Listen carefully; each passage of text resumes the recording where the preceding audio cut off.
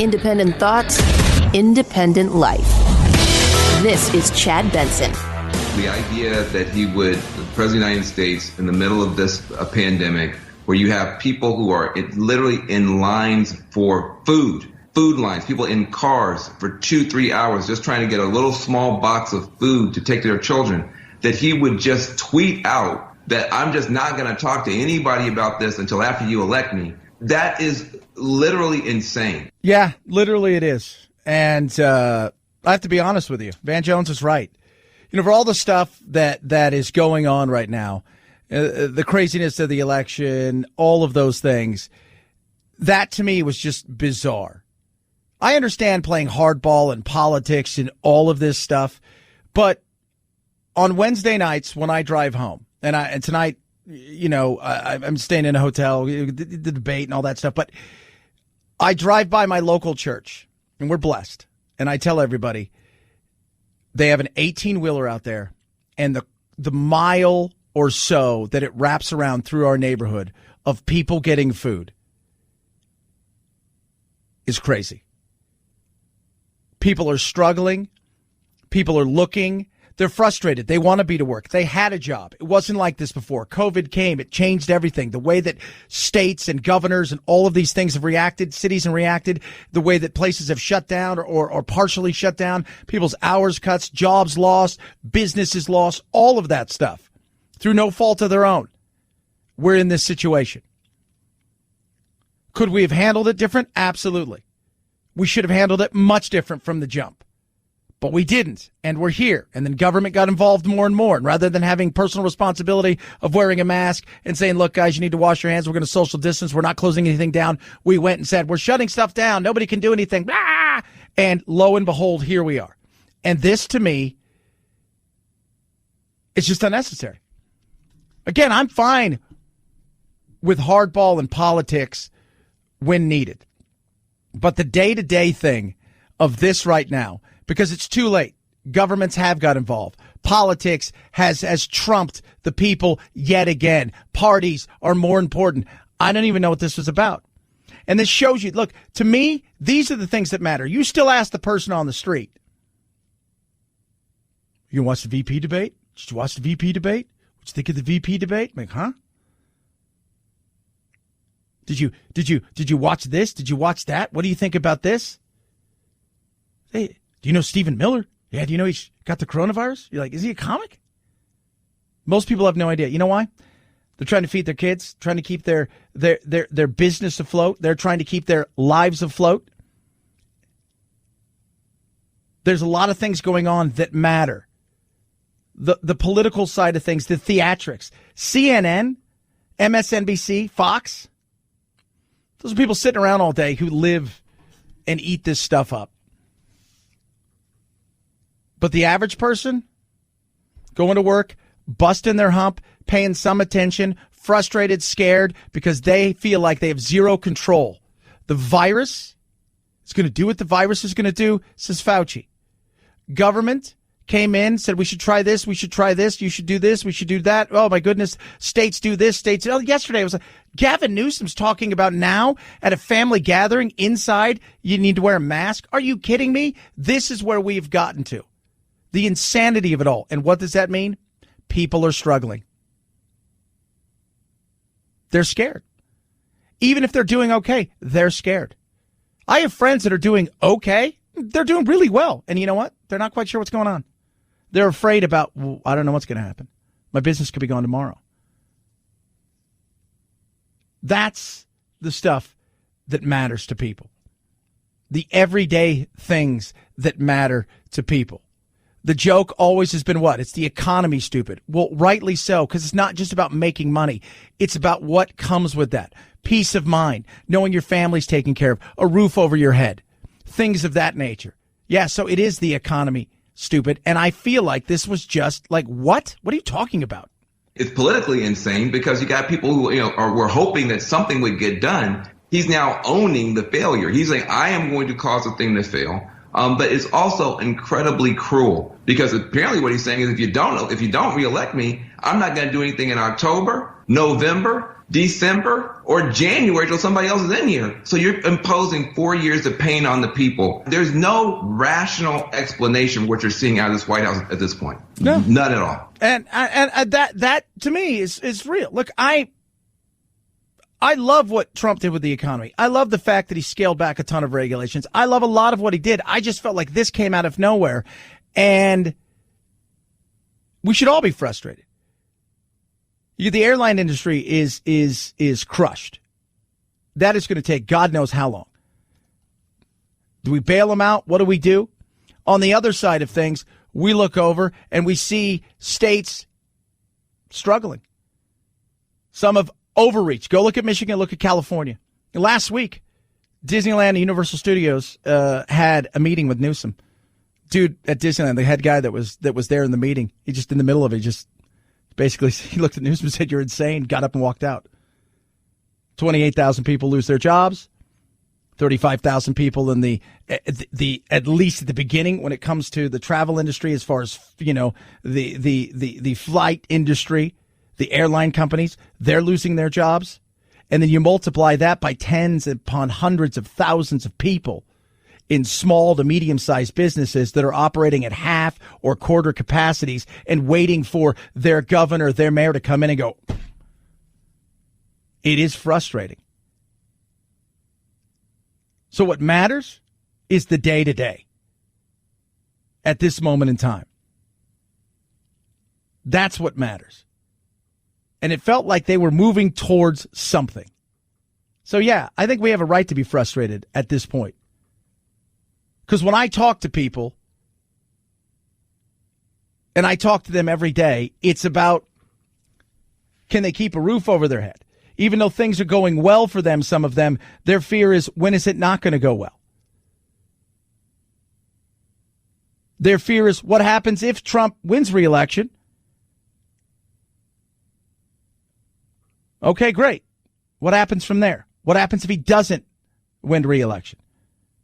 Is it going to be 3-4 months of what? Anger, fits?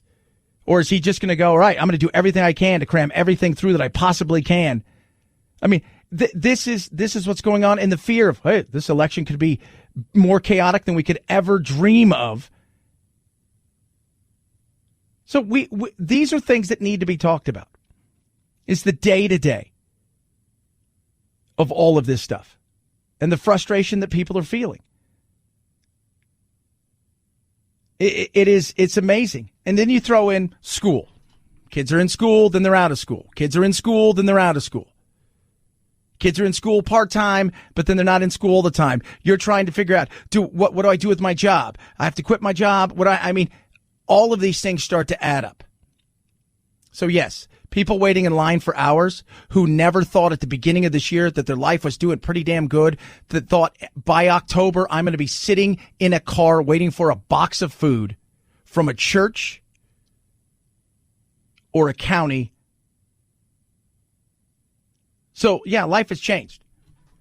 How do we get back to where we were before? It's going to take work and effort. But stalling it, fighting over it? No. We should target the things that need to be targeted. We should be smart about what we're doing. But I found this to be out of nowhere. 323-538-2423 at Chad Benson Show is your Twitter. Tweet at me, text the program as well. Love hearing from every single one of you. And then, of course, with all of this going on, what about the vaccine? So Eli Lilly apparently has asked the FDA for approval on a drug that is not a vaccine, but is a therapeutic, which is vitally important. I've said two things along the way. We'll get a therapeutic first, and then we'll get a vaccine at some point. There's just too many people and companies working on it for us not to get a vaccine. The therapeutic, though, changes everything, because if you can get something that essentially is going to mitigate and help you rebound faster, then we should be back to work living our lives. That's what we should be doing. Protecting the elderly and the vulnerable, 100%. But from there, all of us taking that calculated risk of doing a little bit of social distancing, just common sense. Again, common sense. We're always trying to protect the the lowest common denominator who doesn't quite get it, or the people who throw caution into the wind because they think they're, I'm invulnerable. Nobody, that's fine. But the rest of us who are living a normal life, a therapeutic changes everything. But what about a vaccine? The FDA told vaccine makers they want volunteers monitored for at least 2 months after receiving the last dose. The New York Times reporting the White House was blocking those stricter guidelines, but the White House says that guidance was never blocked, which means no vaccine by Election Day. No vaccine. Now, yesterday it was reported, so there's 77,000 or 74,000 people that are in the trials with Moderna and Pfizer for the vaccine. Few side effects for some people. Some people say this, the first shot, you're a little bit of maybe a little fever here, but very few side effects. Some people are reporting, and very few, by the way, are reporting the second shot laid them out. High fever, they just slept all day. It's a trade-up, but I think that's that way with anything, because I hear people get flu shots and they say, well, I kind of kick my butt. You go, get your kids the vaccine. Some vaccines, what ends up happening that day, they go home and sleep. But out of 74,000+, very minimal issues. And there's nothing that's going to be perfect.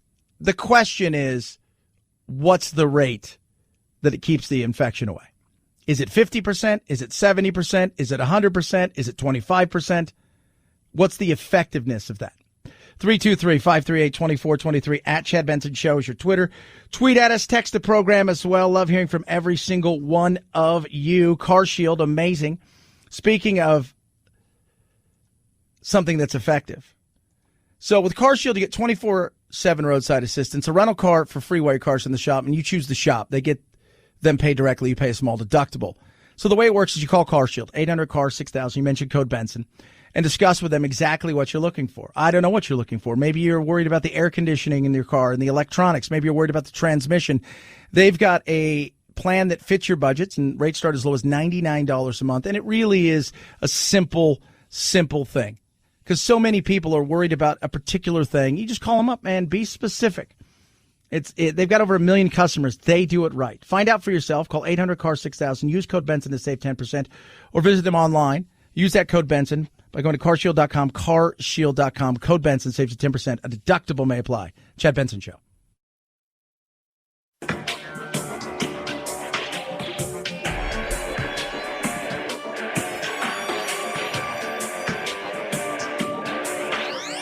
Warning, no snowflake zone. Uninformed opinions are in danger of melting. The Chad Benson Show. You can tell just how influential Eddie Van Halen was by looking at the people making statements about his death. Motley Crue's Nikki Sixx calling Van Halen the Mozart of rock guitar. Beach Boys founding member Brian Wilson writing that Van Halen was a great guitarist. Country star Kenny Chesney saying he's devastated by the news of the passing of his friend, and that one of the highlights of his touring life was when Van Halen and his brother Alex joined him on stage once in Los Angeles. He calls Eddie the best guitarist who ever lived, ending with, "Your music will live on forever." I love Brian Wilson. He was a great guitarist. Thanks, Brian. Appreciate that. Beach Boys. Eddie died, 65. Battled cancer the last 10-plus years, lung cancer and then throat cancer, and he passed away. Yeah. Imaginative is when you listen to people talk about him and just how he approached things, and people like, what was his greatest guitar solo? What was the best of the best? People will point out and they'll say, well, Eruption was probably that. But the thing that he may be most famous for, as far as who heard the most, and yet at the same time heard virtually none of it, as far as who the person was that did it, was this.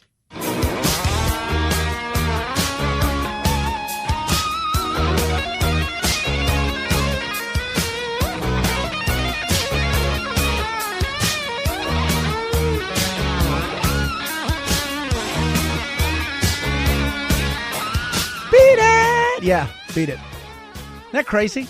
So apparently Quincy Jones called him and said, hey, I want you to be on this, and we need a part. And he kept referring to Michael Jackson as the kid. And so he went down there. And I think for a lot of people, Michael Jackson always looked at him, take away all the creepiness and stuff, is because you were a kid when you were famous. It's like we still see Macaulay Culkin. He sent out that tweet a couple weeks ago. You guys want to feel old? I'm 40. But you still see him as, Kevin in Home Alone. So he goes over and he listens and he goes, I don't like that. I want you to change these two things, move this down here. I'm going to play it knee. We're going to do this. And he rearranged it for him. And he gave him the sound and the whole 9 yards. And he said it took him 20 minutes and he did it one take and he didn't charge him anything. And I think even I don't even think there's a mention of him, but it showed you the genius. Like some things, just the practice, all of that stuff brings people to certain levels, but sometimes it's just pure talent on top of everything else. And that's what he was. And for me growing up, I had a varied love of music. I wasn't like, I didn't live for music, but I loved all kinds of different music. And I grew up very punk and I loved ska and I loved a lot of different music and Northern soul and a bunch of other different things. But this, when I heard, I think it was 13 when I heard Jump and saw the video and just saw him. And I had heard lots of other stuff and I knew, but it was just one of those eye-popping moments for me. And that guy could bring it, man. That guy could bring it. 323-538-2423 at Chad Benson Show is your Twitter. Tweet at me, text the program as well. Love hearing from every single one of you with all the talk of chaos and craziness and lunacy. That's what you get, man. This year alone, when you look back at all of the people that we've lost, it's nuts. And yesterday, we lost Johnny Nash. I can see clearly now. He passed away at 80. And that song was famous, made famous again by Jimmy Cliff. But he was the first American to go over and sing in Kingston, produce an album there, and fell in love with the reggae and the Rastafarian thing. And one night at a party, he met Peter Tosh, Bob Marley, and Rita Marley, and Jimmy Cliff, and signed them up, which helped facilitate us here getting Bob Marley and the Wailers. Crazy, right? Chad Benson Show.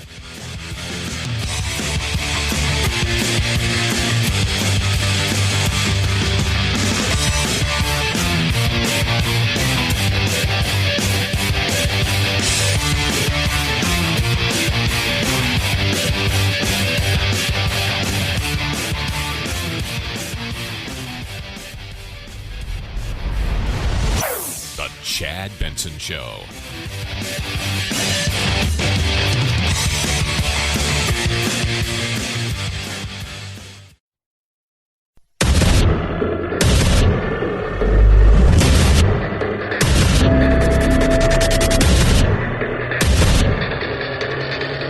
Independent thoughts, independent life. This is Chad Benson. They're stoking fears about black and brown Americans, lying about how minorities will destroy the suburbs, whipping up violence and intimidation, and they're pinning it all on what's been an overwhelmingly peaceful movement for racial solidarity.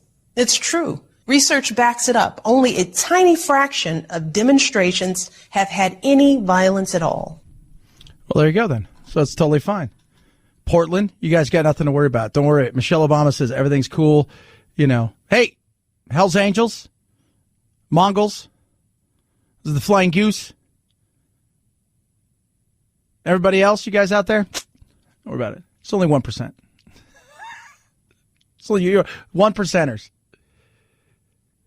Look, that's to me, it's the, and I here, I'm a guy that likes to look at facts and figures, right? So what have we become in this nation? We become feelings over facts and figures. Well, science. Let's pay attention. Okay, let's pay attention to science. It's like that when we pay attention to what's going on with the coronavirus. We look at the data and we look at the numbers. We understand who's vulnerable for this. And yes, sometimes somebody young and healthy will get this and die. But by and large, we know exactly who's vulnerable for it, and we need to protect them. And the way Trump coming out the other day and talking about we need to not live in fear of this and we need to dominate this. I don't think he was talking about physically and health wise. People are like, he's destroyed. No, I think he was talking about the mental aspect of it. That's the way I took it. You took it something different. That's the way we are nowadays. Remember what I've always said. It's not what you say.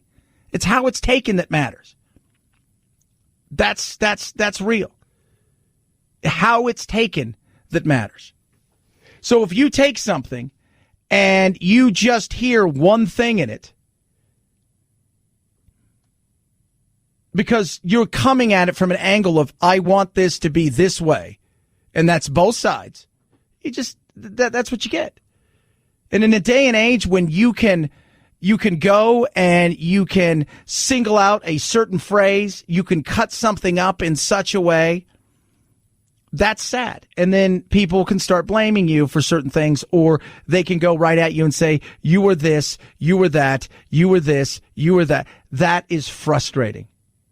Absolutely frustrating for so many people. She came out and hit hard. Trump is a racist. He's all of these things, and morally he's wrong, because even though we hate him, our morals are better than his morals, so our hate is morally acceptable.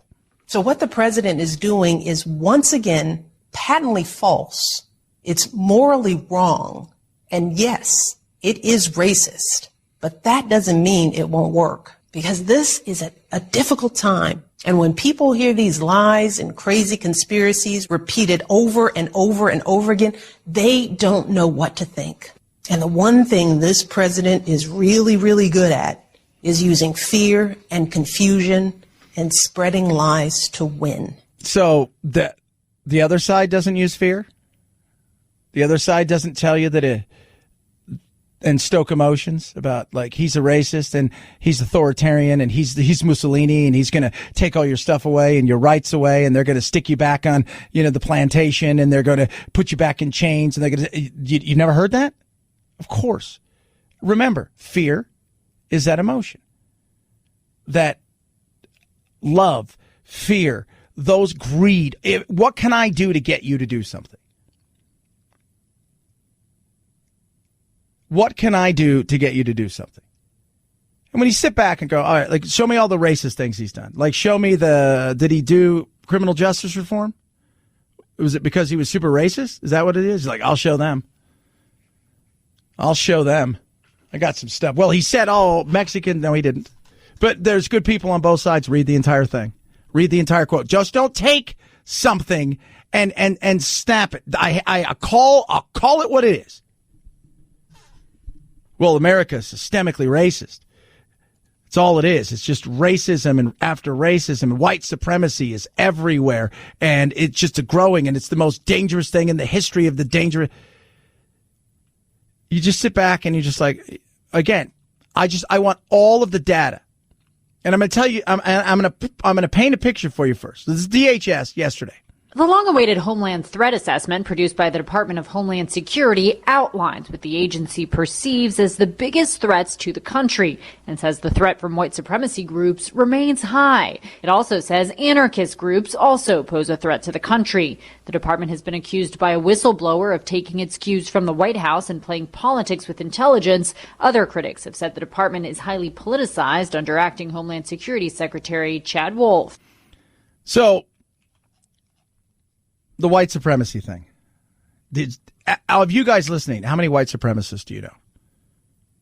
I mean, I have a decent amount of listeners on a weekly basis. I see the amount I have. How many? Judging by what it is.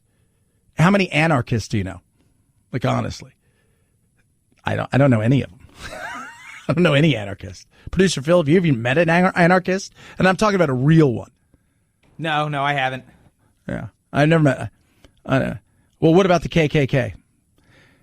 If you go back, so I'm going to paint the picture of the KKK. In the 20s and early 30s, they had anywhere between 3 and 6 million members. Today, 3 to 8,000. 8,000 at best. If the KKK held a rally today, you'd get 9 people that shows up for the KKK, and you'd get 1,000 to 2,000 people that would show up to scream and yell at them.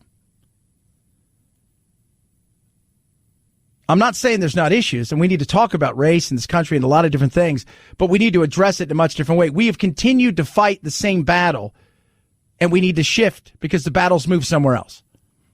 But this kind of stuff, it's like, I don't know an anarchist. Now, Portland's a perfect example of what? A bunch of young, pissed off, suburban white kids, angry, hate the system, hate capitalism, want to see the system fail and fall apart. All the while they're tweeting, capitalism's evil. All the while they're on their iPhone because capitalism's evil. All the while they're wearing their nice Nikes and all of this, all because capitalism's evil. I still don't know an anarchist. And we joke about it around here because we have a lot of young 20-somethings and early 30-somethings that have fresh out of college in their first gig, in the news world. And I said, and I've asked, do you know any white supremacists? No. Do you know any anarchists? No. Do you know any of your friends have ever gone into a riot? Like, no. Not saying it's not out there. Portland's a perfect example.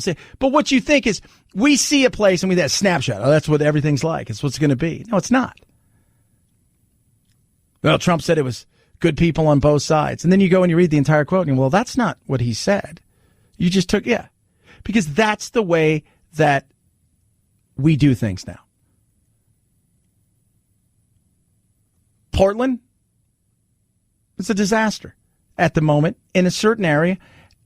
I'm more worried about the free speech. I'm more worried about how things are being looked upon by us when it comes to being able to have a conversation and a disagreement about anything. I worry more about that than a lot of this other stuff because to me, that's more important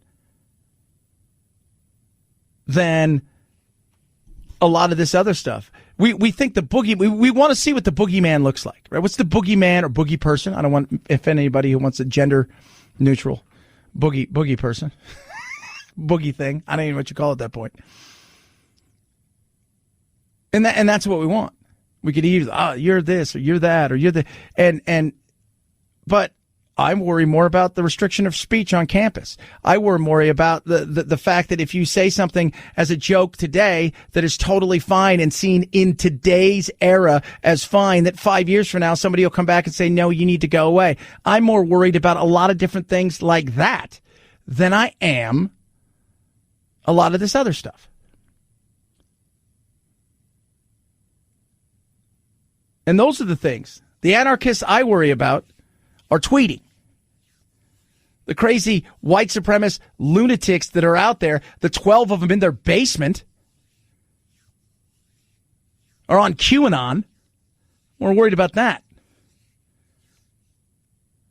Right? Like, those are things, if you want to look at it, that's where we need to focus on. Those things. And I'm going to get pushback. Chad's racism. I know 1,000 white supremacists. I'm like, well, where? Well, the Proud Boys, no. In fact, last weekend, I don't know if you guys saw this, the Proud Boys and Black Lives Matter held a joint press conference. Talk about the things they agree about. Well, it's just the false narratives and silliness. So if you think that she sits there, Michelle Obama, and talks about the fear that Donald Trump does. And look, he does. Like we're all going to be like Portland. We're all going to be like Seattle. We're going to be like Minneapolis. We're going to be like Ferguson. We're going to be like Baltimore. If you let the Democrats do something, this is what's going to look. It's not what's going to look like. It's not. It's not. Because is your city going to allow that? No, it's not. Like Wheeler in Portland's allowed that. City Durkin in Seattle's allowed that. People have allowed that inside of their cities. That's on them. But both sides use fear. The other side is, well, if Trump gets his way again, that's it. It's over for everybody. The press bitches about, our freedoms are being taken away, but you're bitching about your freedoms being taken away. And I've not seen any of that. I'm still waiting for Obama to take my guns, my God, and put us all under Sharia law. Fear goes both directions. You just don't buy into it. 323-538-2423 at Chad Benson Show's your Twitter. Tweet at us. Raycon's best earbuds around. I love them. So play a lot of golf. I'm probably going to do that. I do that at least 5-6 times a week. I work on my game. I'm not going to lie to you. But I love the fact that I have my Raycons in. I go out. I don't worry about them falling out. I charge them up. 6 hours of talk time. I've got the seamless Bluetooth pairing, so it hooks right up to my phone, and away I go. It takes no time at all. And they start well under $100. Normally you'd spend $200. And the other thing is when I'm out doing stuff, I don't have to worry about wires, or stems or any of that stuff. That's what I love besides everything else. But the nice noise isolating fit. I had to do a bunch of video conference calls over the last couple of days. You know what's great? I hear what they're saying. They hear what I'm saying. There's no distractions. There's none of that stuff. It is amazing. Get yours today. Save big. BuyRaycon.com/Chad. Well under $100, and I'm saving you 15%. BuyRaycon.com/Chad. BuyRaycon.com/Chad. Chad Benson Show.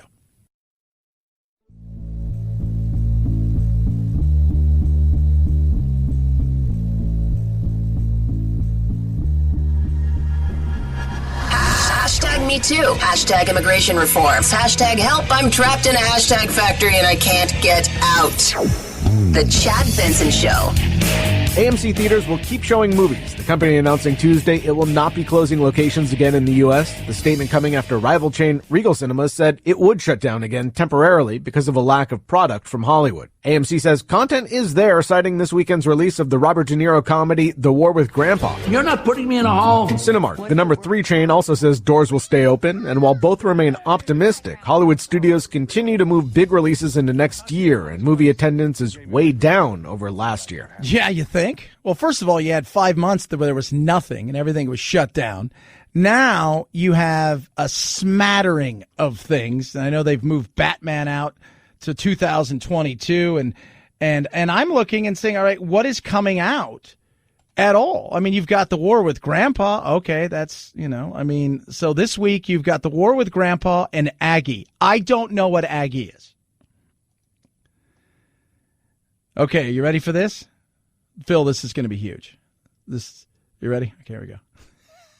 I'm ready. An exploration of nexus of art, race, and justice through the story of an art collector, Angus Gund, who sold Roy Lichtenstein's painting masterpiece in 2017 for $165 million to start the Art for Justice Fund to end mass incarceration. So there's that. Riveting. Oh, that sounds. What was the one we were making fun of last year? Was it the first cow? And I'm like, that's like somebody greenlit that? But look, I look at movies totally different. I know some people look at it as art. I look at it as just pure entertainment. To me, that's all it is. Pure entertainment. I want to go. I want to lose myself for a couple hours. I want to laugh. I want to get scared. I want to watch action. I'm going for entertainment. I don't want to be preached to. I don't want any of that stuff. Oh, my goodness me. And then the following week, you've got The Honest Thief, which is totally true. And I think that's Liam Neeson. I don't know who steals his kid in this one.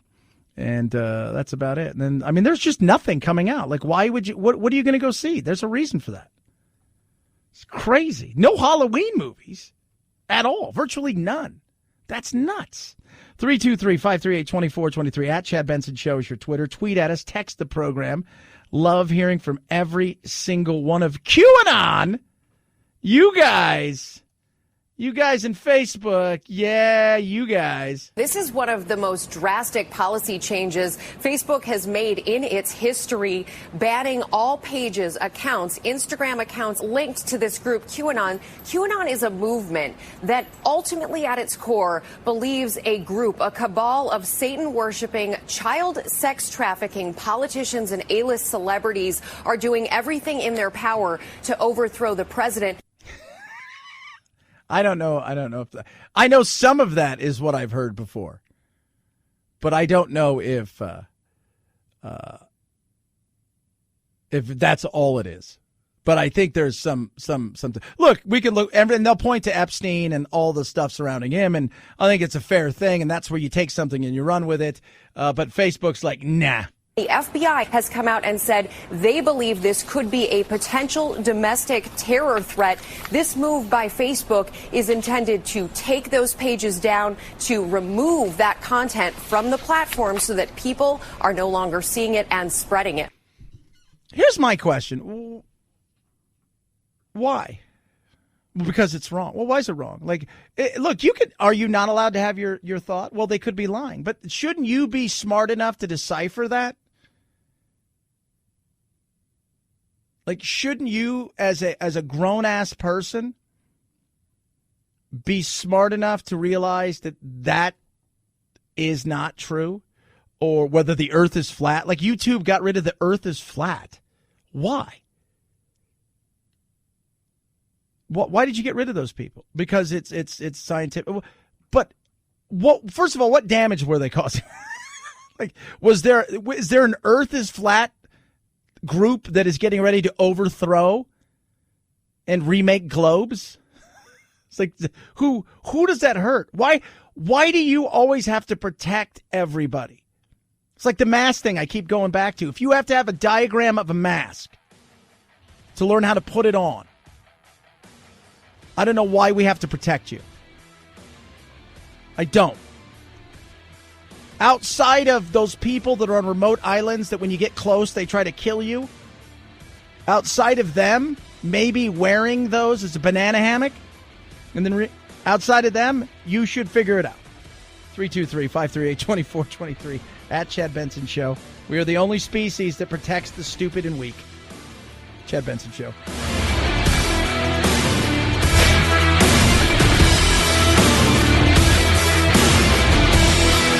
This is the Chad Benson Show.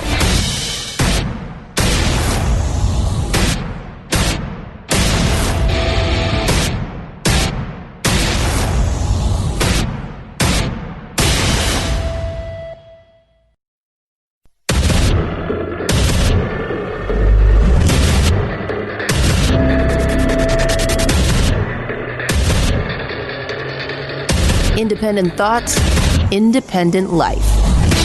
This is Chad Benson. Both candidates are taking advantage to prepare ahead of their one and only debate. Senator Harris arrived in Salt Lake City Friday night. Former presidential candidate Pete Buttigieg, seen in her hotel ordering Starbucks, has been helping, at times playing Vice President Mike Pence during Harris's debate prep. Pence saying he's looking forward to the debate. We're looking very much forward to the vice presidential debate.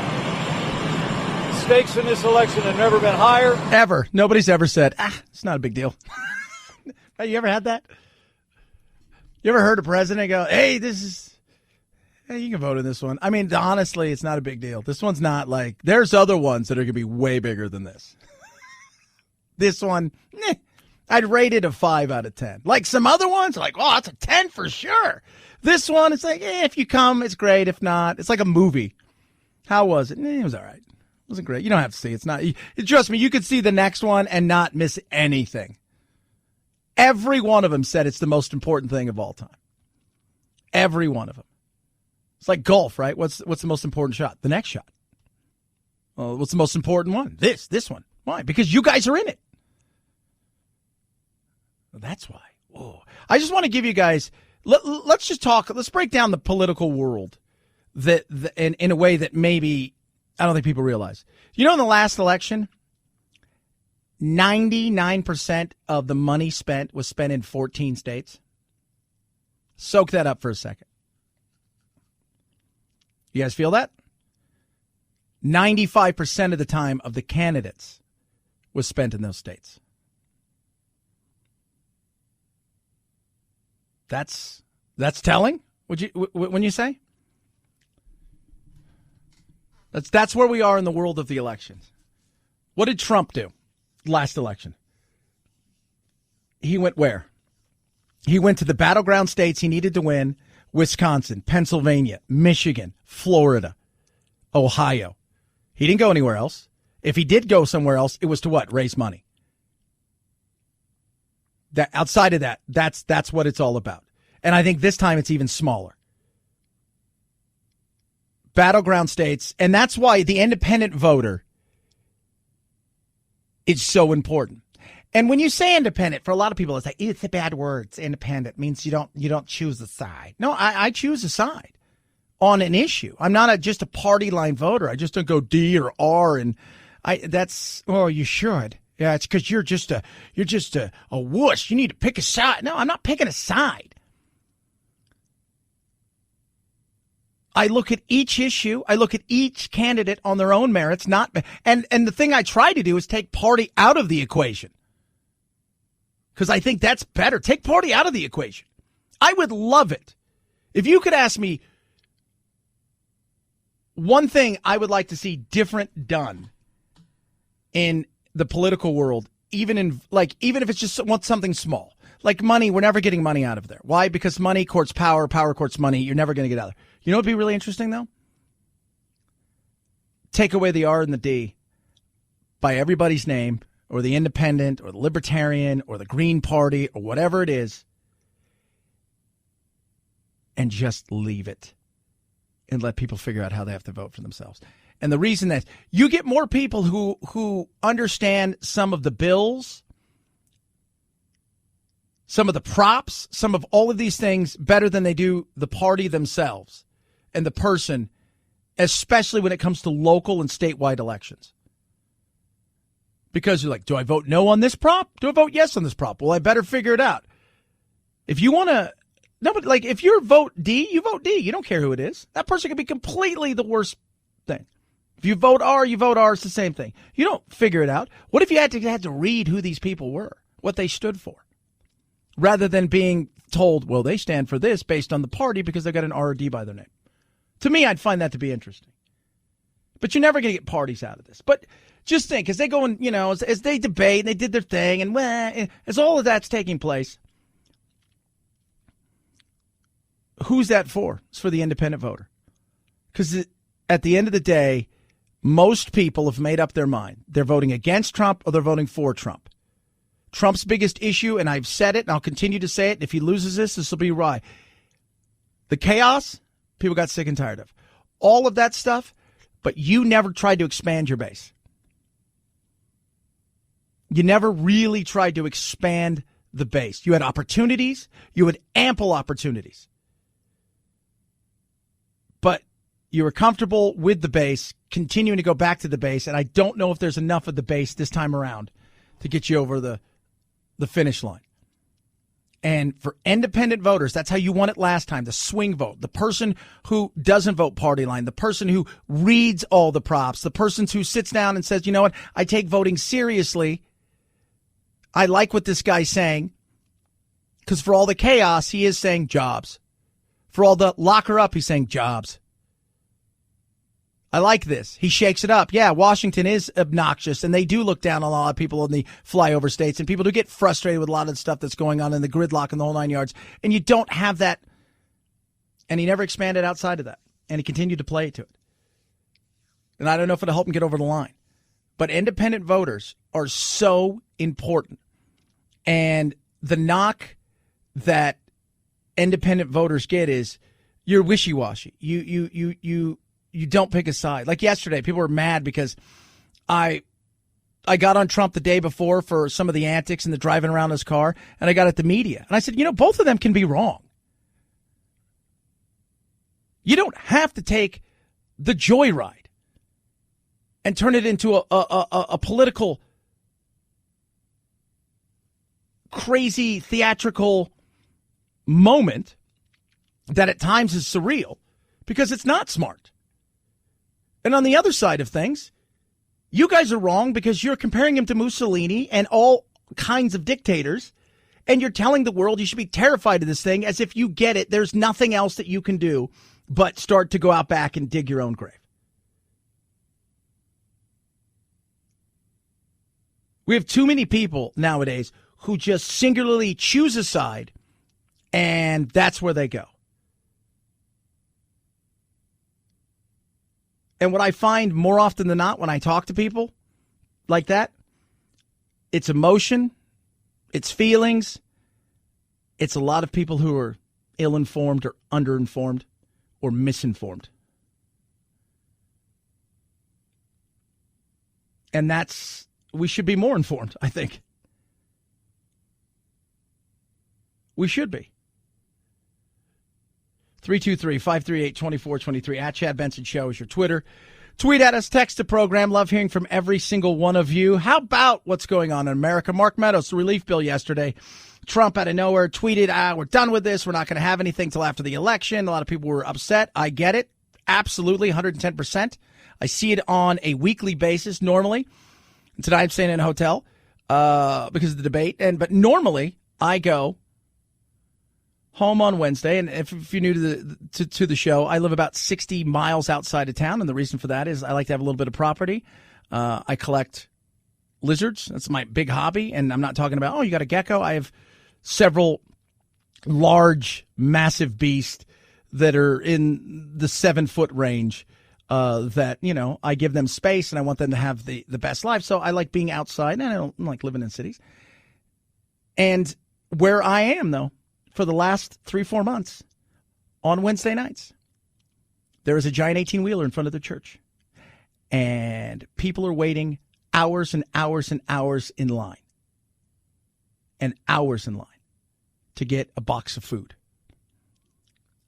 And government overstepped, overreacted, and freaked out with the way that we handled this virus on the federal and the state level. Downplayed it, mishandled it. When they had the chance to fix it, they doubly mishandled it. It's like watching it at times. You ever seen one of those old football NFL films where they're trying to pick the ball up? That's kind of what it looked like to me. And that's kind of what it felt like. And people are out of work. They're scared. They're underemployed. They've lost everything.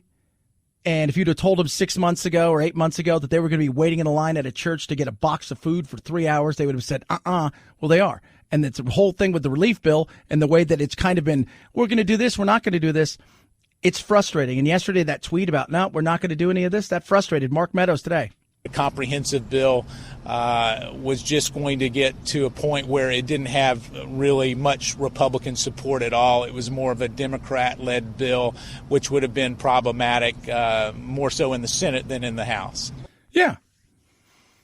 No, but this is what's the world about, especially politics, but anything in life. It's about trade-offs. What are your must-haves and your wants? Must-haves and wants are two different things. I must have this if we're going to do this. My wants are these, meaning I want this, but if I don't get it and I have my must-haves, I'm okay with that. And we live in a world now, especially in politics, where more often than not, it's everything is a must-have or it's a no-go.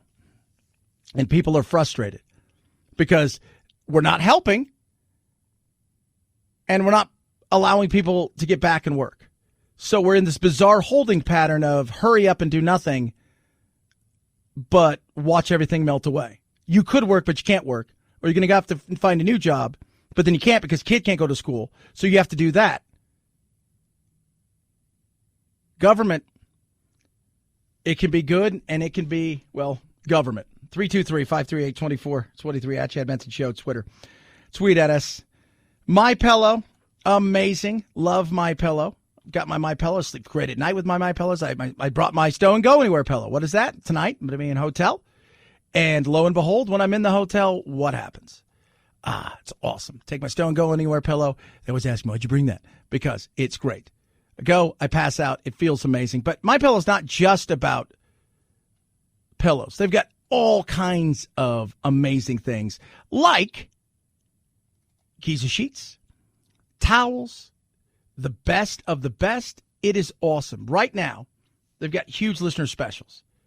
And it's a BOGO. So you got the Giza pillowcases, the MyPillow, the MyPillow towel set, the Roll and Go Anywhere pillows, duvet colors, neck bolster pillows, everything. Comes with a 10-year warranty, 60-day money-back guarantee, made in the USA, and it's awesome. So you buy one, you get one free. You go to MyPillow.com. When you do that, use the promo code Benson. If you order Mike Lindell's book about his life, where he came from, it's an awesome book. Talk about a guy who had nothing and did a lot of bad things and rose to where he is. He's going to throw in a $25 gift card towards your next purchase and ship everything free. MyPillow.com, BOGO sale, buy one, get one free. Promo code Benson, MyPillow.com, promo code Benson, Chad Benson Show.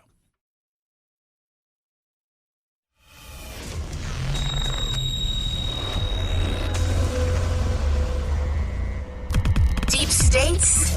No. Deep doo-doo? Yeah. The Chad Benson Show. It seems to be producing a vague array of symptoms ranging from fatigue, body aches, muscle aches, shortness of breath, this mental fog or cognitive changes. People can't concentrate, leading to basically, in some cases, an inability to function. Yeah, long haulers they're talking about. People who get this and can't shake it.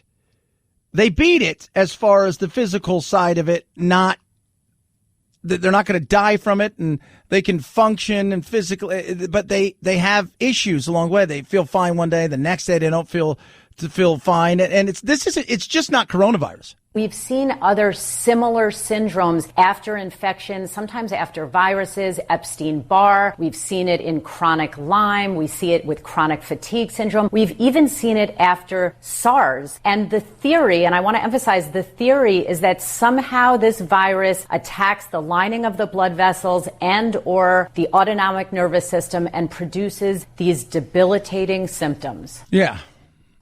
And that debilitating symptoms, for some people, it just continues to last. And you'll see it. But it's a small percentage. Like everything when it comes to this. If you watch the panic porn on television, if you watch that, it's everybody. Like everybody has, and that's not true. Some people, a majority of the people. Remember, 99.92% of people to 5% of people. So less than half of 1% will die from this. And out of that, it's probably 1 or 2% that have this long haul thing. But we focus on that because that's, that we find, where's the drama? And that's how the business works. What's the drama? Because it's a business. It's a business. Lowell Thomas, you guys don't know who he is. He was like if you've ever watched any of the black and white things, here I am talking about World War II. He was that guy. And he did a show for CBS long ago. And he was the first person ever to go, wow, my opinion pisses people off. He was going to write a book called 1 Million Angry People, I think it was. Because they would send him letters. And then CBS and everybody told him, no, you're not allowed to do that anymore. We want you to be as unbiased, zero opinion, down the middle. Because he realized, I can step on 1 million toes in one night. And that was a revelation. People knew it was a business, and it's a business. So you focus on that. But I'm the other way. Like, yes, okay, I want to know, okay, what's the downside? Let's talk about the upside, though.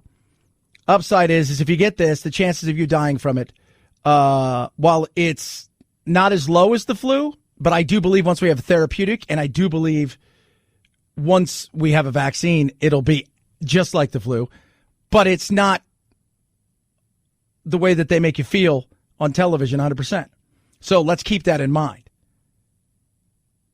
The long hauls, does it happen? Yes. Does it happen all the time? No. Just keep that in mind. It's about perspective. And that's tough because we lose perspective because we get so caught up in the emotion and we go and we listen to the president or to the news and it's not. Just like not everywhere is Portland, Los Angeles, San Francisco, New York, Baltimore with chaos, craziness, and lunacy. And we have to keep that in perspective. But if you're in the middle of it, you think it's that way. And it's not. Perspective is amazing. 323-538-2423 at Chad Benson Show is your Twitter. Tweet at us. Text the program as well. Love hearing from every single one of you. So much stuff. So much stuff. The crazy, chaotic world that we live in that's not as chaotic and crazy as we make it out to be. Chad Benson Show.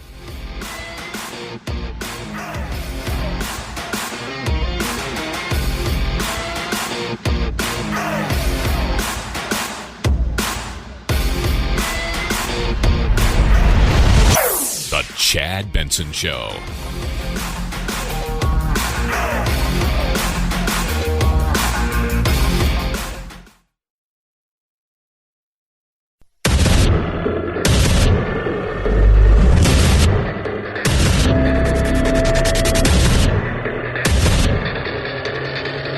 Independent thoughts, independent life.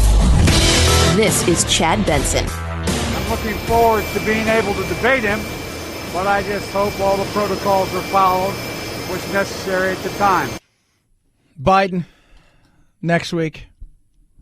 The VP debate was what it was, but the debate next week is going to be interesting because it looks like Trump's going to be there. And I think yesterday, and I was talking to a lot of people who were pissed at Trump for the way that he's acted, the things that he said. Hey, you know what? You don't need to be afraid of this, and we can dominate this thing. Don't let it dominate us. And they took it as, I'm better than you. I survived this. And because people are looking at it in that direction. And I said, I think he's thinking mentally. To me, I feel like he's talking about mentally, because I do believe we've allowed this thing to get inside in a way in our brains that we shouldn't have. We've allowed so much of the chaotic noise out there to paint a picture, and we're listening to people who will juxtapose their conviction, their position on a daily basis. It does this, it doesn't do this, it does this, it doesn't do this. And I think for a lot of people that was real. But I understand why people were pissed. I do. I understand why they were mad. Don't let it dominate you. Don't be afraid of it. You're going to beat it. We have the best medical equipment. We have the best medicines, all developed recently. I didn't have a problem with it. A lot of people did. No, you shouldn't let it live in your head like that. You shouldn't let it dominate you like that. You should be cautious. You should be wary. You should look at situations and say, should I be here? If I'm worried about it, if I've got an underlying condition, if there's something that I'm worried about, if I'm living with somebody who's elderly, should I be in a position like this at this time? That's totally fine. But I do believe that too many people out there, because of, and we call it the panic porn, but that's what it was in the news media, that continued to push the doom, the gloom, all of that stuff, because the old adage is if it bleeds, it leads. They liked to push that this thing is as evil as anything you'll ever find. And I've always been the kind of person that looks at a place like Sweden and says, we all have a little personal responsibility. And we did. Even the other night when, Biden was doing his little town hall, what did he say when they were talking about the mask debate? Well, the debate on that, it sounds like that, but the mask and how we're debating it. Even that, though, what were they talking about? Well, I can't force states and nationally mandate it. At the end of the day, a lot of this is about personal responsibility, and we've taken a lot of personal responsibility. For whatever reason, a good portion of this country wants to look to government to keep them safe in every way, shape, or form, to legislate outcomes, to do all they possibly can. And I'm not a big fan of that. It's like the whole thing with disinformation, misinformation. If you get fooled by a meme because you're too lazy to go find out if something's true or not, whose fault is that? Now, if somebody's, and we're not always like, and I'm going to explain this. Misinformation, disinformation, two separate things. Misinformation is, we got this information, we got what we thought was all the data or all of the story, and this is what we have out there. And it ended up being there was more to the story, or you were lied to, but you thought it was real in the way that you covered something. Disinformation is, I know it's a lie, I know it's fake, and I'm going to send it out there anyways. That's disinformation.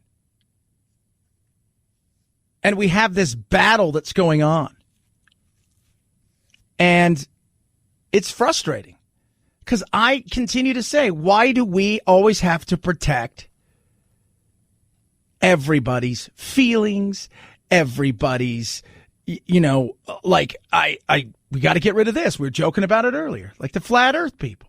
You can't see that on YouTube. or there's some sort of warning. We have to have warnings on ketchup bottles. Like, hey, don't eat the ketchup bottle. Like, why? Why do I have to have a warning on that? Right? Like, people driving. You're selling a car, and then they'll say, close course, don't try this at home. Well, why are you selling me something that they're doing that I'm supposed to not try at home? It's so bizarre. But we have to do that. It's like Jackass. You ever watch that show? There's always a warning. Why is there a warning? Well, because people will try it. Well, that's the natural order of things. He tried something, didn't work. He'll learn. Or he won't. She'll learn or she won't. I don't want to protect everybody from everything. They've got to learn. And there's a difference between people that are just stupid and, you know, the first time you realize as a child something's hot. Because the stupid on the 100th occasion won't realize it's hot. And that's the frustrating thing.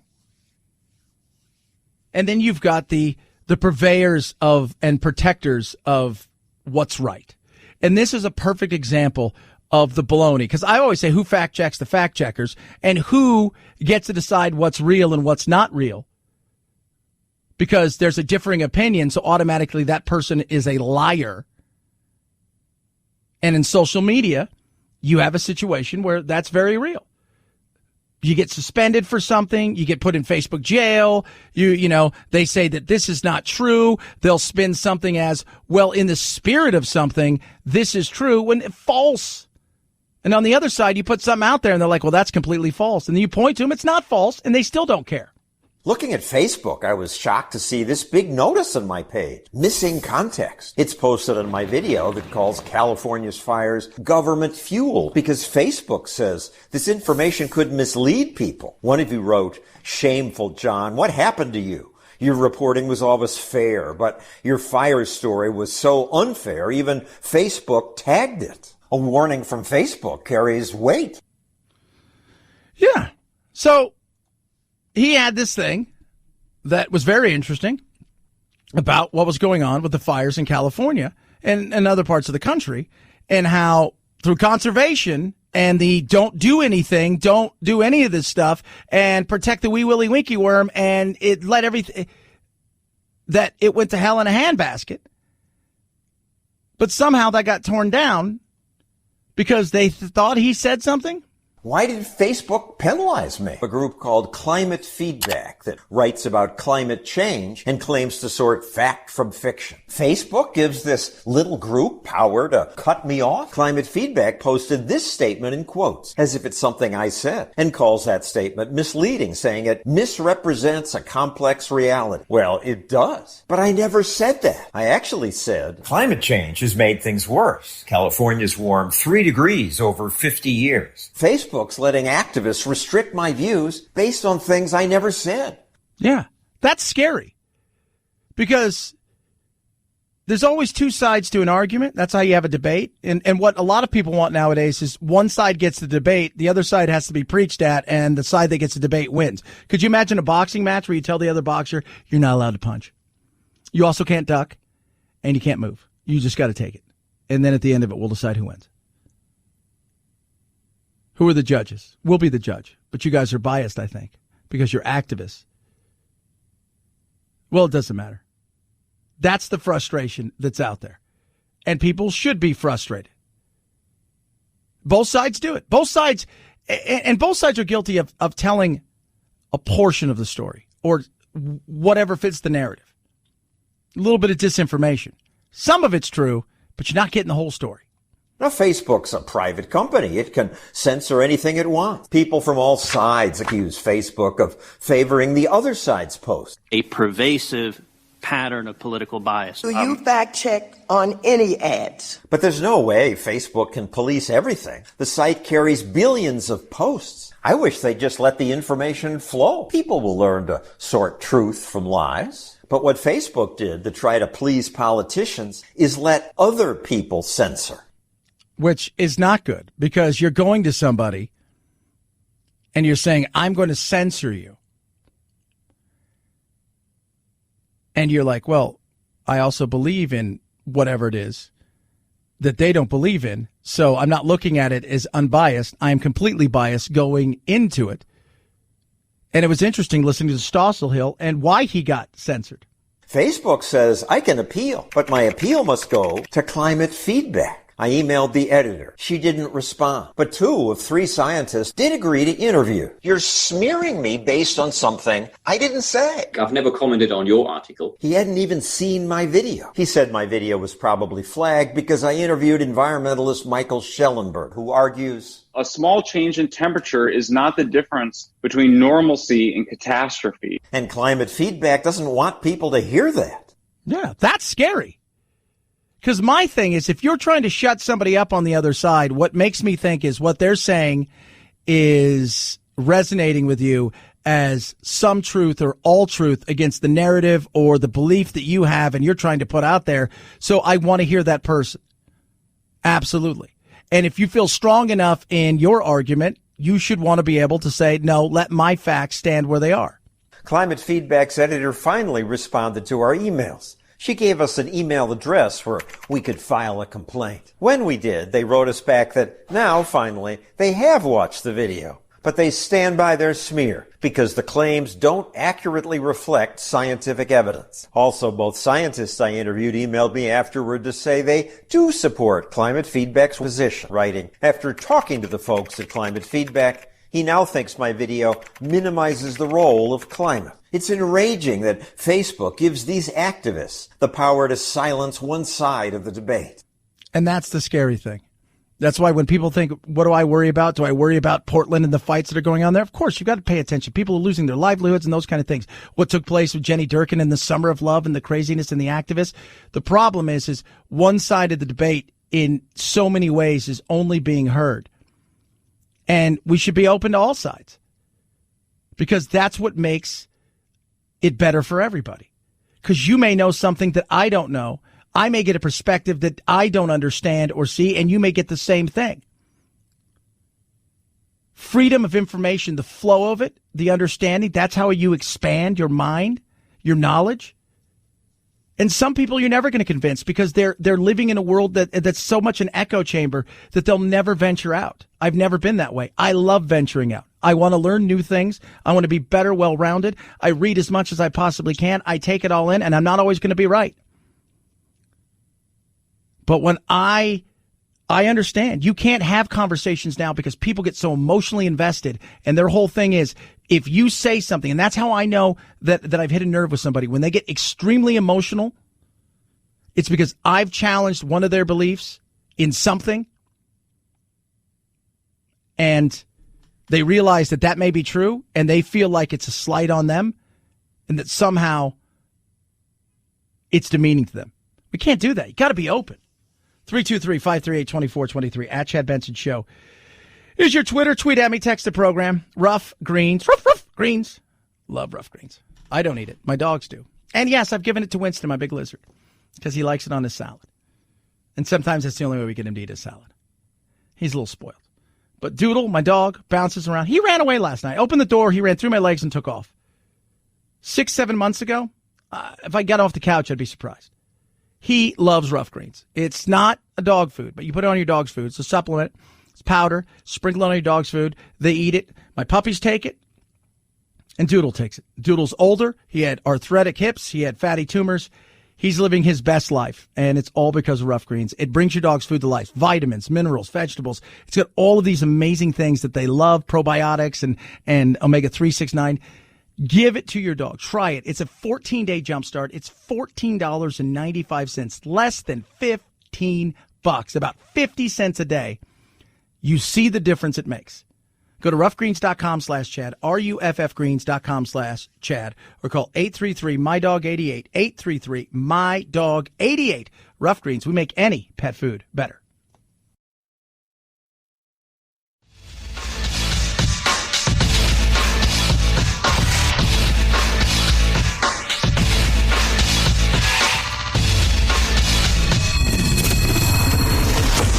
The Chad Benson Show, where we reach across the aisle and occasionally poke someone in the eye. In an online auction, a Tyrannosaurus rex called Stan has crushed the record for most expensive dinosaur fossil ever. And a massive skeleton named for the amateur paleontologist who discovered it in South Dakota in 1987 is in exceptionally good condition, except for a couple of fused vertebrae, a puncture to the skull, and cracked ribs. Evidence of the violent life the 7-ton animal lived 67 million years ago. Yeah, violent. That's how it was. This weekend, researchers caught a 17-and-a-half-foot female great white shark. And first of all, to get to that size, because females and the maturity level of great whites to get to a certain level where they can actually become sexually mature and have a baby, it's huge. I mean, you know, they like, she may be 50. And they don't become, I think, sexually mature till they're 20 or 30. But they were talking about all of the scars on her head and on her body, like the story that she tells. The same thing with this, like that. You know, we think Tyrannosaurus Rex and all these things. You go back and look at the T-Rex and all of these things. That was like such a violent time. There was no protecting the weak then. The weak were preyed upon. There was no It was like, you know, something took that thing out. What was it? The weak were preyed upon. Well, that's not, but we shouldn't be preyed upon. No, but you get what I'm saying. And we're protected. Imagine that thing. Imagine what it would have been like. Was it 1,000 years ago when some of these people say that dinosaurs roamed the earth 600 years ago? I don't know. Something weird. They never were here. 323-538-2423. At Chad Benson Show is your Twitter. Tweet at us, text the program. So you want to take a cruise and you're saying, man, I'd love to go for a cruise. Well, hold on. Originally set to expire on September 30th, the CDC's no-sail order has been extended until at least October 31st. And now Royal Caribbean is announcing a global suspension of cruising until at least December. Also this week, Norwegian Cruise Lines canceled all of its cruises until December, and a few other ships will not sail until at least April. Alex Stone, ABC News. Yeah, I was talking about it last night. I could not imagine until there is a vaccine and therapeutics getting on a cruise ship where the thought process is, I might not be able to get off for a while because if somebody comes down with it and it happens to spread a little bit, they may tell us, you guys can't, you know, dock here. And those ships, that's like a $6 billion ship here. I mean, Disney, I think, is building one or two $6 billion ships, and they're not going anywhere at all. Oh, boy, we know it. 323-538-2423. At Chad Benson Show is your Twitter. Tweet at us. Text the program. Love hearing from every single one of you. Check out Chad Benson Show TV on Facebook and like us on the old face on YouTube and like us on Facebook, The Chad Benson Show.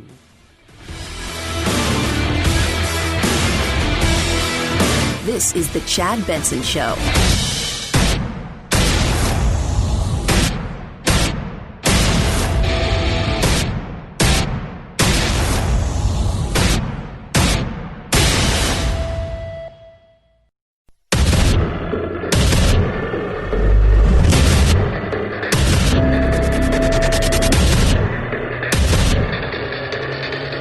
Independent thoughts, independent life. This is Chad Benson. White House officials say President Trump is eager to get back to work in the Oval Office. And when he does, there will be safety precautions. The president left Walter Reed Medical Center Monday evening to return to the White House. But medical experts say he's still likely contagious and should be in isolation. He's working out of the residence, not the West Wing. White House Chief of Staff Mark Meadows telling reporters Wednesday that the safety precautions that will be in place when the president returns to the West Wing will include PPE and ventilation, but he did not get into details. Because they don't really have any. Let me ask you guys the question, right? Whether you like Trump or hate Trump. Because it's with Trump, with politics nowadays, it's the I told you so moment that I think, well, there's a lot of people out there that wanted Trump to die. You saw that, and that's just asinine and stupid. And if that's the way you feel, by the way, if you have that kind of an emotion towards a politician, either side of the aisle, whether it's Ilhan Omar, AOC, Rashid Tlaib, anybody, Donald Trump, that you want them to die, you are a scumbag of the highest order. You are absolutely awful as a person. You are. But yesterday, I got into a lively discussion with one of my coworkers here, doing one of my other shows, my on-air partner. His mother passed away. She had a lot of mitigating circumstances. She was in the hospital for a very long time. She'd been battling cancer for years. She got COVID. And he was pissed about the way that Trump talked about, don't let this dominate you, and that angered him. And I see a lot of people out there, like the way that they threw it out there. And first of all, he didn't want him to die. But I think there were a lot of people out there who wanted some comeuppance, who wanted Trump to be sick, who wanted Trump to feel some sort of wrath. And the fact that you got over it, in theory. And I don't know. I mean, he could get sick tonight, go to the hospital. He could get sick tomorrow, go to the hospital. He could get sick a week from now, go to the hospital. But the fact that it looked like that he got this miraculous thing and that he didn't feel it the way that other people, and it angered a lot of people. And I thought, man, but again, it's the emotion side of things. Politics are nowadays. Like, you're angry because he wasn't as sick as you wanted him to be, because you wanted him to learn a lesson, and now he didn't learn a lesson. Then he comes out and, he talks about he feels 20 years younger, and that's the steroids talking. And you're angry about that?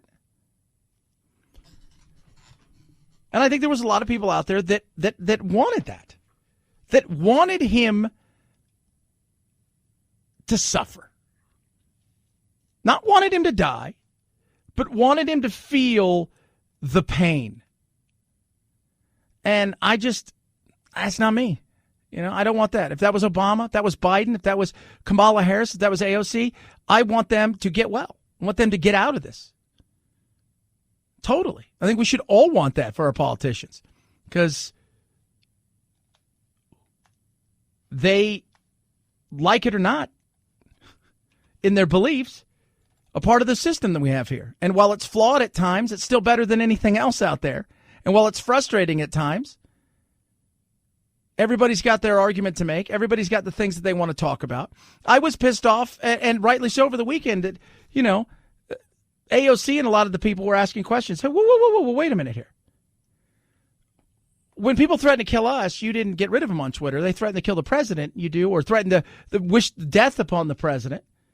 And I agree. You shouldn't.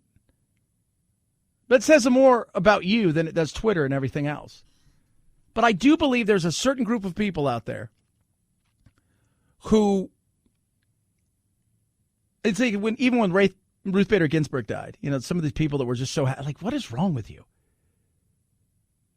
But there is a certain group of people out there that they wanted Trump to suffer more. Trump's that guy. Everybody's got one in the group. No matter what happens, no matter what he tries, no matter, he could be in a car wreck with 12 other people and everybody else is injured and he walks away with like a scrape on his knee. He tries something and does it 100 times. Nothing happens to him. You try it once, you get caught or you get hurt. And everybody wants that person to have their comeuppance. And I felt like that's a lot of what that was. I'm like, man, that's not who we are. That's who we shouldn't be. 323-538-2423 at Chad Benson Show is your Twitter. Tweet at us. Speaking of Trump. The Second U.S. Circuit Court of Appeals rejected President Trump's attempt to block the subpoena for 8 years of personal and business tax returns. A 3-judge panel found the president's arguments amount to generic objections and not the kind of well-pled facts necessary to sustain allegations the subpoena is overbroad and issued in bad faith. The appellate court said the subpoena sought run-of-the-mill documents, typical for any investigation into possible financial or corporate misconduct. The president's going to try again before the U.S. Supreme Court. Yeah, better get Amy Coney Barrett on the Supreme Court fast. What's he hiding? That's what it is. He's got to be hiding something.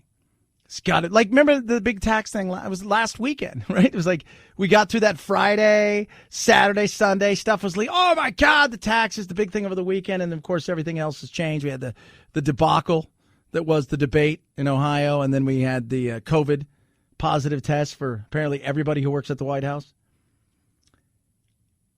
I don't know. What do you think is in there? I've always said Trump's hiding from the fact that he's not as rich as he makes out to be. That's what he's hiding from. That somewhere inside of all of this, people are going to find out. And you saw it with some of the stuff, that he's not as rich as he says he is, and that he doesn't pay that much in tax. Well, doesn't that... So people keep asking, doesn't that infuriate you? I'm like, not really. It doesn't infuriate me. Well, it infuriates me. Well, why does it infuriate you? Because of you pay more. Okay, but you're an employee. What you probably don't want to hear is your employer does everything to not pay as much as well. But this will be a big thing for a while, and then it'll disappear, because the way that things work in this day and age is you used to have a 24-hour news. First, it used to be like a week news cycle, right? Then it was, it was like a 3-day. Now it's a 24-hour news cycle at best, maybe 12. Because by the time that it's weird, like even when we do shows, and it's like, man, it's like a technology. Right? It was a great, I don't know, producer Phil, you probably saw this. Did you ever see the one on The Onion where the guy would buy a computer and he'd be heading home and they'd see the new model came out and he went back and he'd take it back and he'd get getting frustrated because no matter how fast he went and bought something, the newer model came out. That's what news is. That's exactly what it is. That's exactly what it is. No matter how fast you get something out there, something else is there. I've got a phone that's like 3 months old. It's already, for all intents and purposes, obsolete. And if I went and bought something new today, be obsolete by tomorrow. And that's the frustration. And that's where we are in the news cycle. That's why it's hard to figure anything out. And people become semi-issue voters because at least they can pick one issue that they can fight with. But what happens when that goes away? Oh, yeah, I never thought of that. But we are so fast. I mean, the tax stuff was, let's recount. Tax stuff last week. The debate, which feels like it's a year away, past. COVID. Trump helicoptered to Walter Reed. A drive-by joyride thingy. Trump leaving. The chaos from that. VP debate. Trump at the White House. Taxes. What are we going to be tomorrow? And we're 27 days away from an election. 323-538-2423 at Chad Benson Show is your Twitter. Tweet at us, text the program. Love hearing from every single one of you. Yesterday, sad news.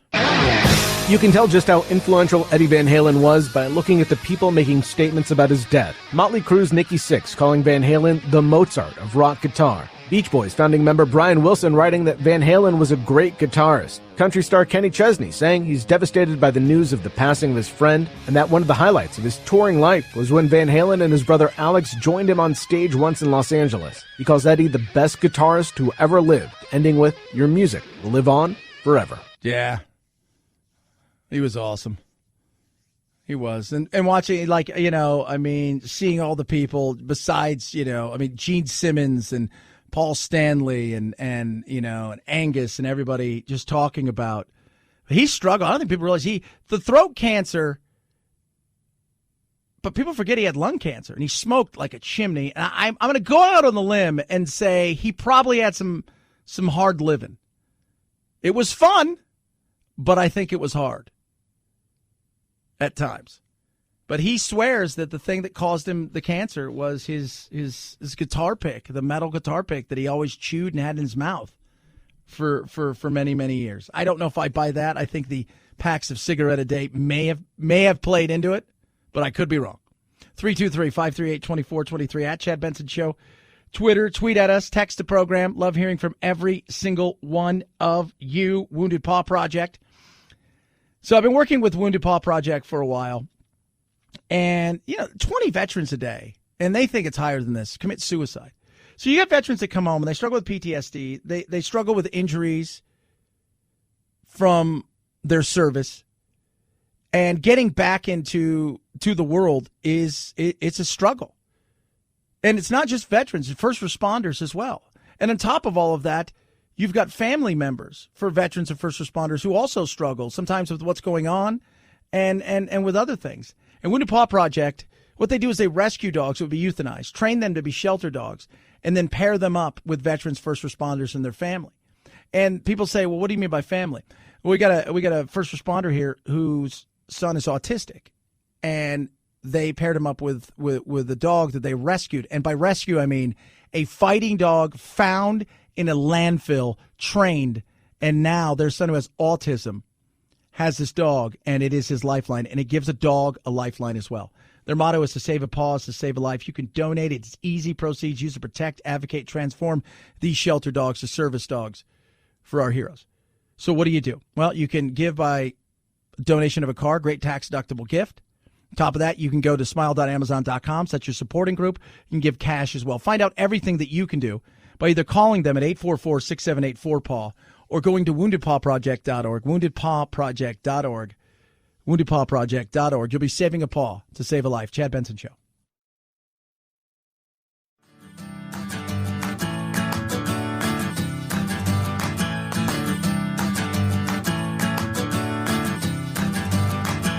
Running with scissors sounds great compared to this. Say what?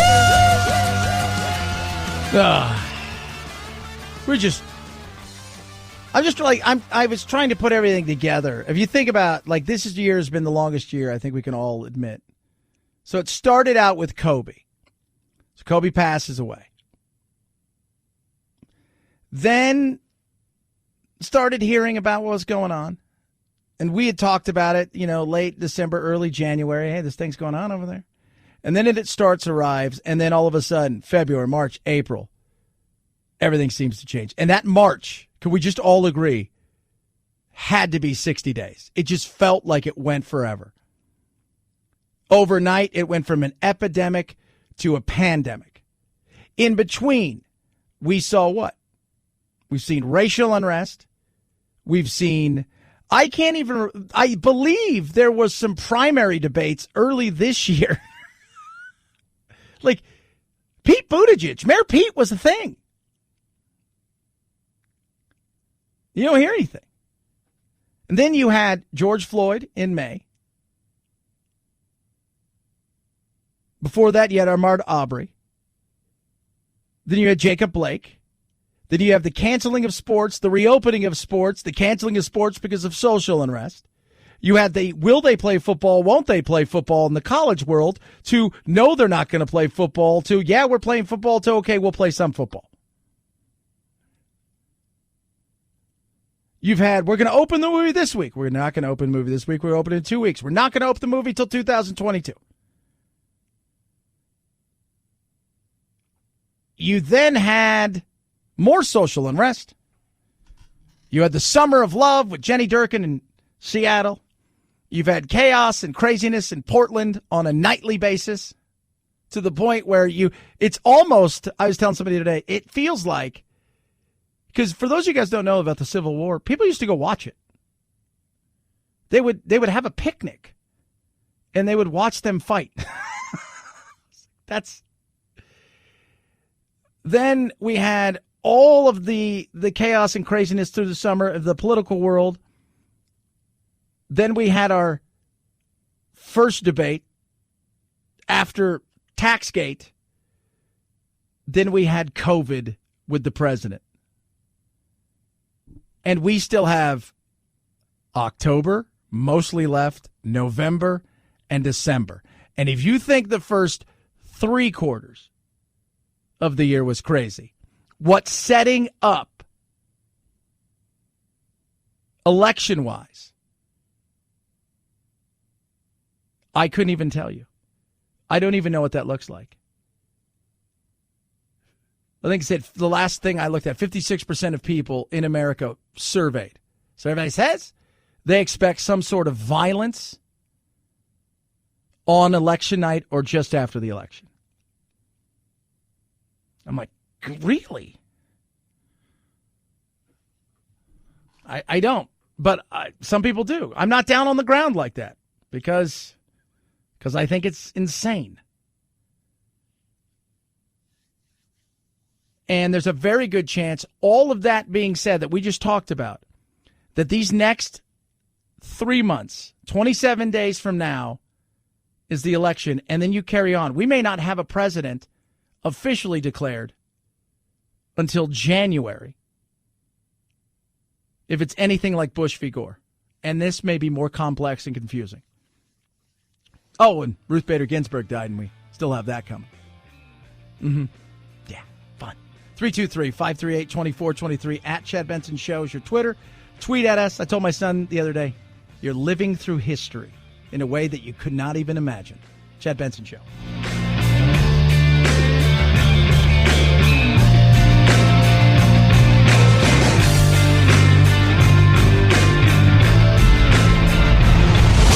The Chad Benson Show.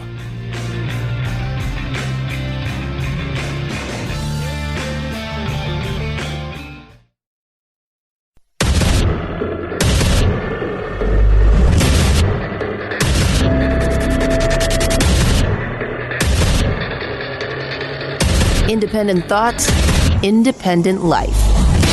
This is Chad Benson. Mark and Patricia McCloskey are indicted on charges related to the incident in July, including unlawful use of a weapon.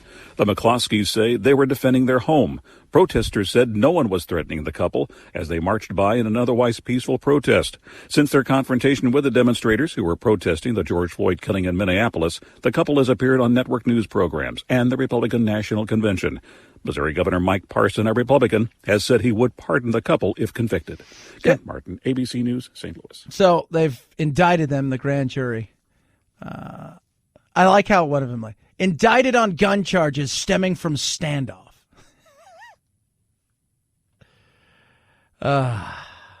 Depends on how you look at it, right? I watched it. I would be, look, if people come to my house and they threaten me or it looks like there's something going on out there that I would feel like I would be ready. Now, would I parade outside? Probably not. I wasn't in that moment. I wasn't. And watching that, you also make me think, there's a reason why some people shouldn't probably have firearms. But do I think they should have been prosecuted? No. And what's going to end up happening? The governor's already said, I'll pardon them. They said that they were threatened. People broke through the gates of their community. And at the end of the day, something like this, I support protecting, it's the castle doctrine. It's your home. You should have every right to protect it. You shouldn't have gone and waved guns at people. But you also have every right to I think, look outside and if somebody's starting to threaten you, if you feel like that it's going to be something going down just because people are pissed and angry, and as we all know, as they always want to point out to us, it's just a small group of people. Well, you put 100 people in the room, you will find some knuckleheads. And it doesn't take a lot. It's that 1%. 2%, 3%. There's a reason when you look at the motorcycle gangs, what do they call them? 1%ers. Because supposedly 99% of them are just peaceful. It's dudes hanging out. It's a frat. But that 1%, well, it's like anything. And yeah, after you watch a bunch of things, whether it's St. Louis or Portland or Seattle, or go back, look what happened in Baltimore. Look what happened. And when you watch stuff like that happen, it doesn't take a lot. And trust me, I have been there. Go back to the riots in Los Angeles. I worked in those riots. I saw what happened. My mother has a glazing company that services major accounts. And to watch how fast something can go from 0 to 100 is insane. I remember I think it was the second day. We were working at because it took place. It was really the first day, because remember it started like later afternoon, and then the second day is when it even got chaotic and more crazy and spread. And it's called Big Lots now, but before that it was called Pick and Save. Producer Phil, do you guys have Big Lots? We do have Big Lots out here. I'm a big fan. Yeah. So it was called Pick and Save at the time. And that was one of my mom's accounts. And we went to this place and we boarded everything up because, we had all these 7-Elevens. We're boarding everything. Board it all up. Because they were expecting trouble. And we were in Long Beach. And we boarded it up. And we saw people starting to arrive about an hour before we're done. And they were just sitting in their cars, watching us board it up. They were closed. And they were just sitting in the cars and mulling around. And remember, just some guy pulls up and he opens up the back of his trunk and he's got like it's an AK-47. It's like a Kalashnikov. It's an old, and he's not pointing at us. He's not doing anything, but he's just, he's showing somebody else in the back. And you're like, I have no idea what this is about. But we finished doing all of that. And we had we boarded up a Subway earlier and they made us a sandwich. So the guy I was with, we each had a sandwich. And the National Guard was there, and we went over and we sat next to the guys in the National Guard in the truck. And it took about 10 minutes before all the boards basically were ripped down and people were tearing the place apart.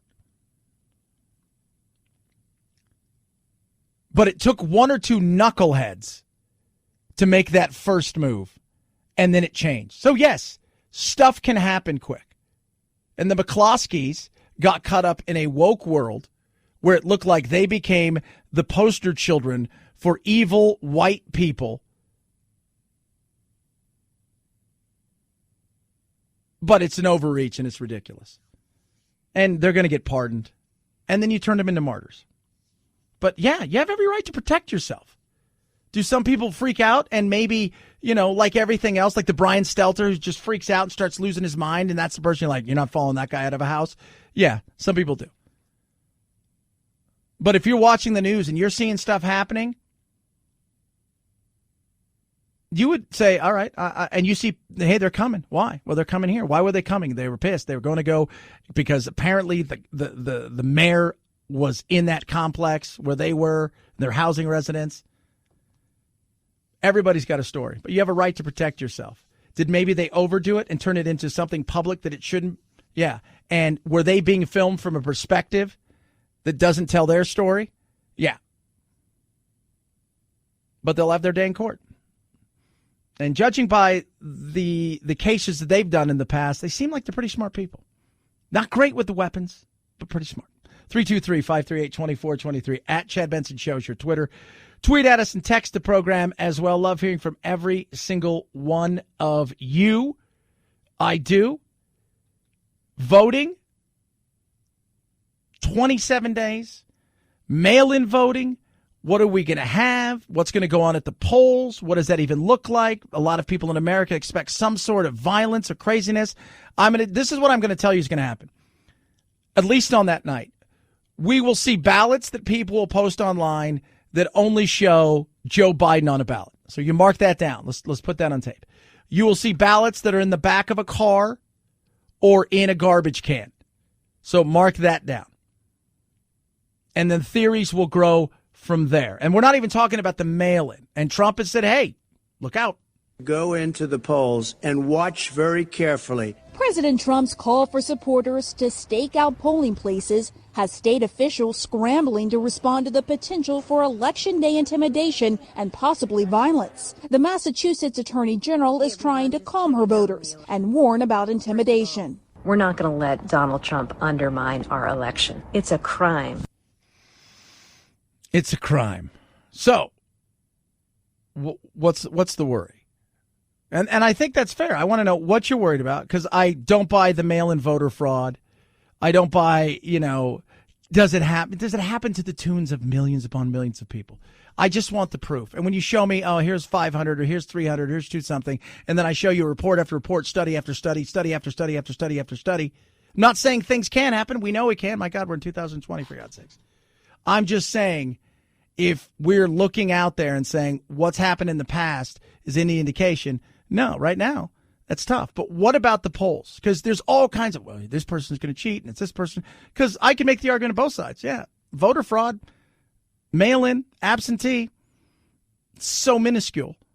And then you go to the other side, and I'm saying voter fraud can happen anywhere if we're going to be that way. But would we throw away a whole election because we got 3 people with 4 different ballots? Well, but no, I mean, it is so small. Doesn't mean we're not wary about it. And what happens at the polls? Because I'll tell you, you're going to see armed people at the polls somewhere. You're going to hear about intimidation. You're going to hear about all of these things.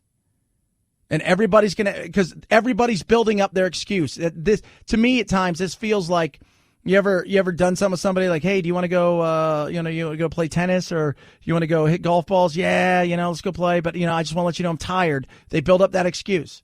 In Philadelphia, they went in to watch. They're called poll watchers, a very safe, very nice thing.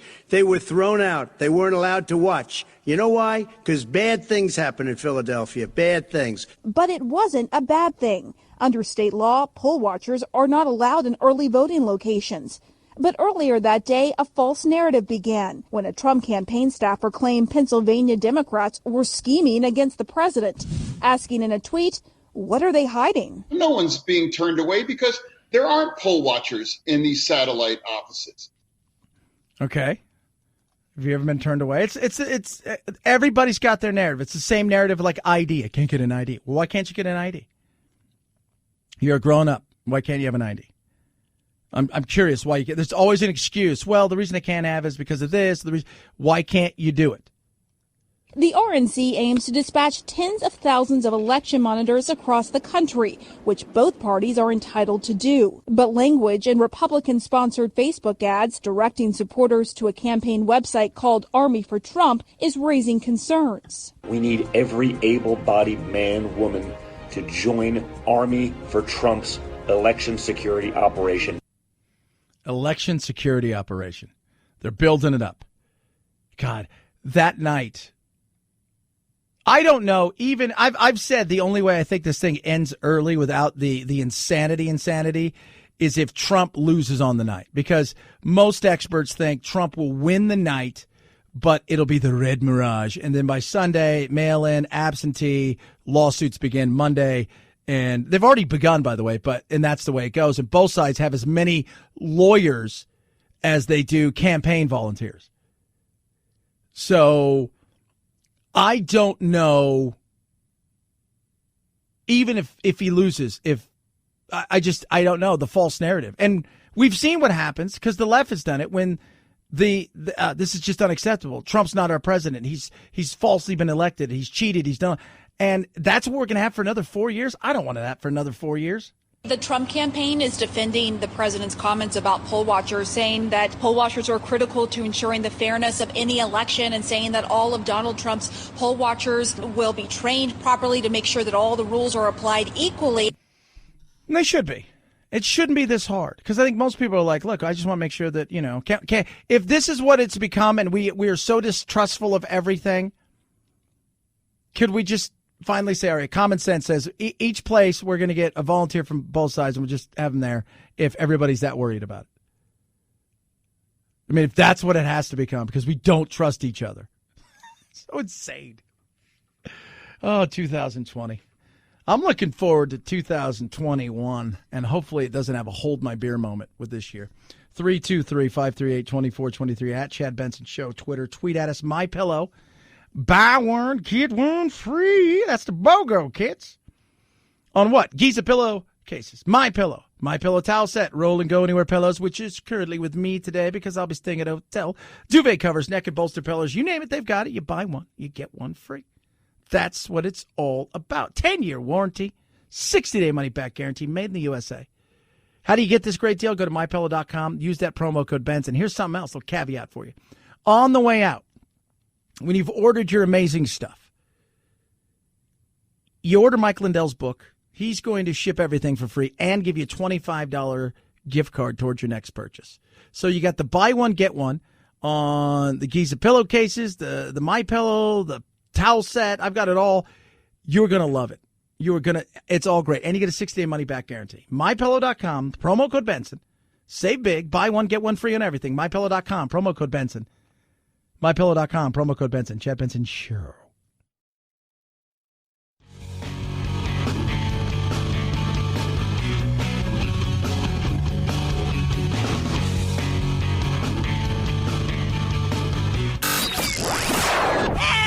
I can't take it anymore! Well, get over it. It's time to forge a new path with your very own political cartographer, Chad.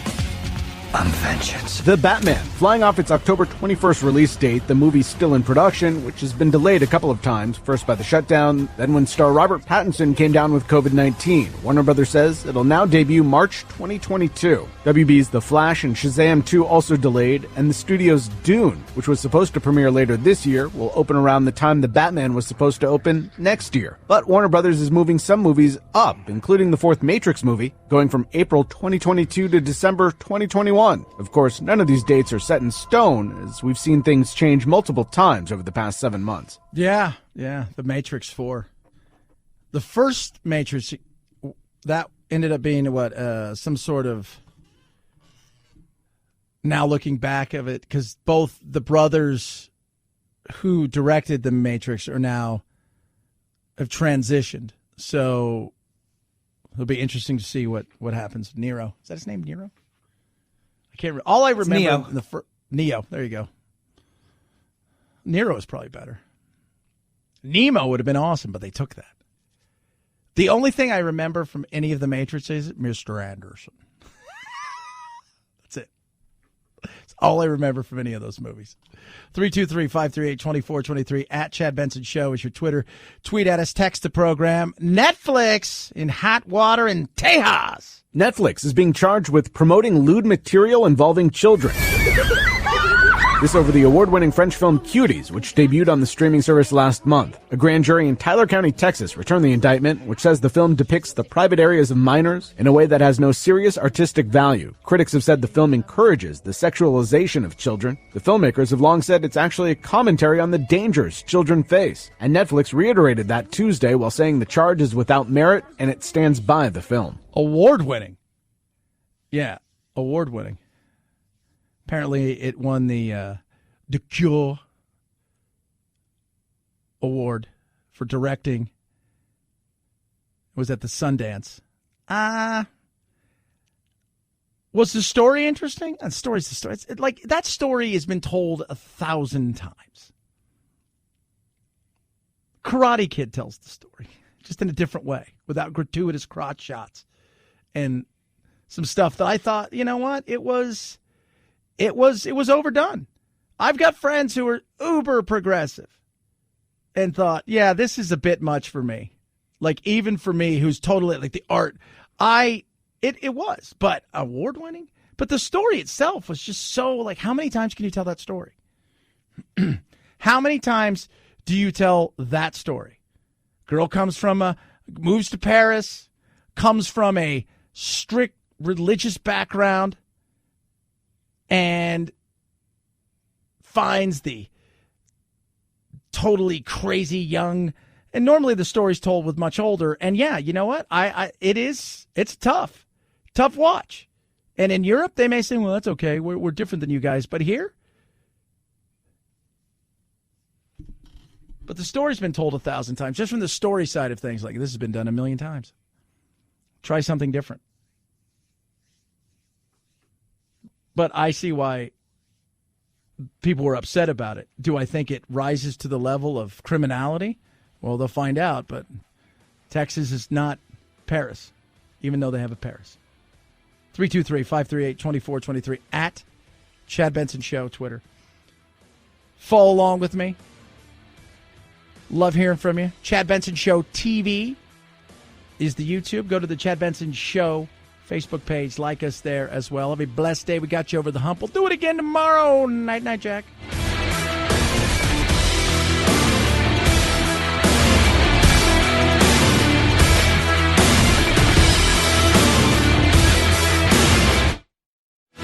This is the Chad Benson Show.